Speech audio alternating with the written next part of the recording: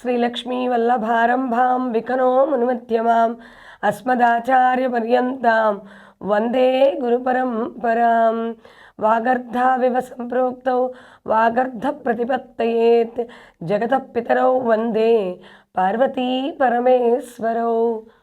GK digital news ప్రేక్షకులందరికీ శుభోదయం.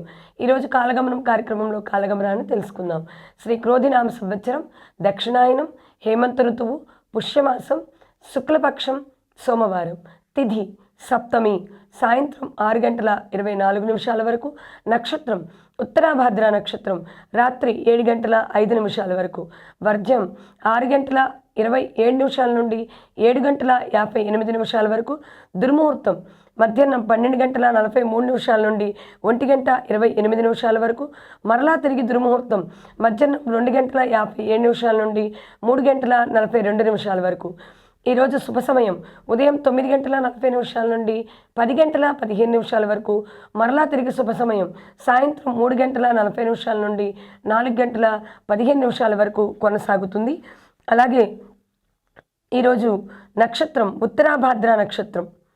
ఇది శ్వేతవర్ణంలో ఆకాశంలో ప్రకాశిస్తూ ఉండేటువంటి నక్షత్రం. దండాకృతి అంటే దండ ఏ ఆకారంలో ఉంటుందో ఆ ఆకారంలో ద్వితార, 2 తారల సమూహంతో ఆకాశంలో ప్రకాశిస్తూ ఉండేటువంటి ధృవతార, ధృవ నక్షత్రం. అహిర్ని బుద్ధి రూపంగా మనం ఈరోజు శివుణ్ణి ఆరాధన చేసుకోవడం చాలా మంచిది. అంటే శివ ఆరాధన చేయాలి. ఈరోజు సోమవారం, నక్షత్ర ప్రకారం కూడా ఇవాళ శివారాధన చేయడం అందరికీ శ్రేయస్కరమైనటువంటి విషయం. అలాగే ఈ నక్షత్రంలో తూర్పు దిక్కుకు ప్రయాణం చేయడం అనేది చాలా మంచిది. ప్రయాణానికి బయలుదేరే ముందు తండులం భక్షయత్, 2 బియ్యం గింజల్ని మనం నోట్లో వేసుకొని బయలుదేరటం అనేది శుభాన్ని చేకూరుస్తుంది. వీరికి కలిసి వచ్చేటువంటి అక్షరం నకారాక్షర స్వరం. దానితో ప్రారంభమయ్యేటువంటి అక్షరంతో ప్రారంభమయ్యే మంత్రాన్ని విన్నా జపించినా శుభం చేకూరుతుంది.